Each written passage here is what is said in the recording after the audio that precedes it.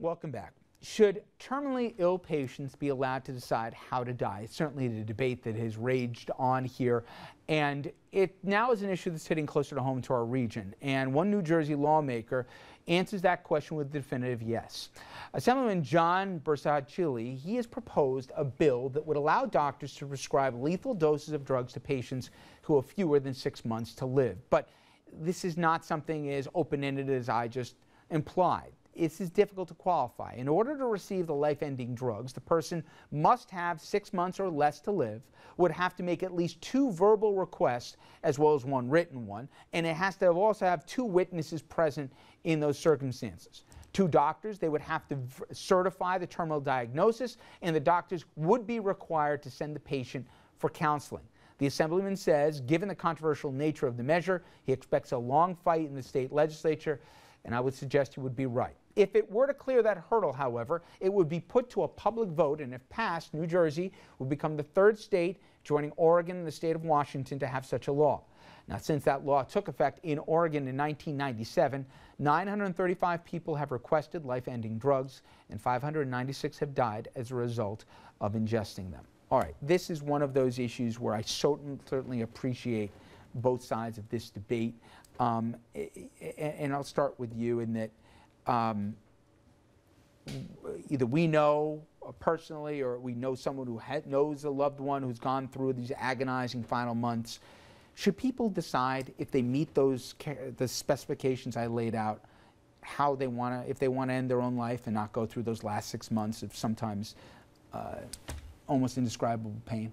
I think it's a sad commentary that we're even talking about this, but you know, I look at the bill, I don't know how somebody, if you're going to die and you're on heavy medications and you have to give 2 verbal requests, chances are it's probably later on down the road, you're probably not even of the right state of mind because you're so drugged up to be able to make the decision that you want somebody to kill you. Not to mention the fact that it's murder. You know, and somebody is going to have to, somebody's going to have to give you those drugs for you to kill yourself. Would you guys agree with the definition or the description that it's murder? Would you call? No. I mean, I'm just thinking. I'm putting it in human terms. An 80-year-old couple have been together for 50+ years, and the guy sees his wife, and this is not his wife anymore, and she doesn't want to live this way. He doesn't want to see her going through pain or just so hopped up on medication she doesn't even know where she is. I don't think that's murder if he wants to honor her wishes and be able to. I appreciate the argument on this one, I do, but is that murder, what I described? No, and I respect where you're coming from, but anybody that's gone through the agony of watching a loved one die a slow death, it's not a pretty sight. It makes you question your fate. It makes you question everything about you. To sit there and watch your loved one in enormous pain and you know that they don't want to be here anymore and there's nothing you can do about it.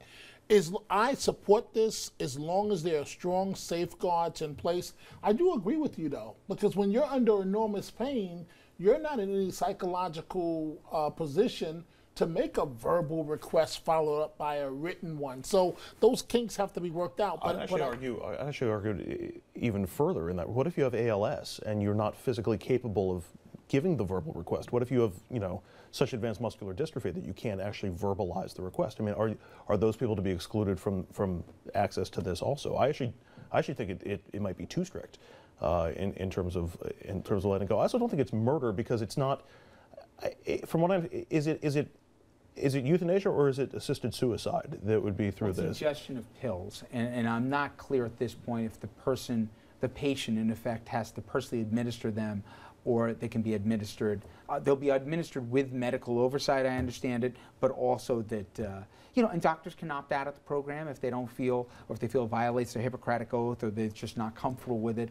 And as I understand it, the safeguards are in place, like in Oregon, that there is no chance for this person to recover from the diagnoses that they've been given, that this is irreversible, that it's a terminal illness that they have. I don't know. How do you feel about it?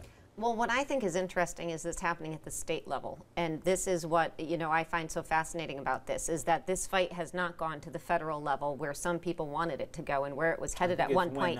It's gone to the state level. And that's what conservatives have asked for a long time on these issues, that states, citizens in states debate these issues and they come to a conclusion on their own. How do you feel about it? So I feel that every state should decide how they want to handle it, and it should be handled at the state level. And if you were in New Jersey, and this will happen, it'll become a ballot referendum and people will be able to vote.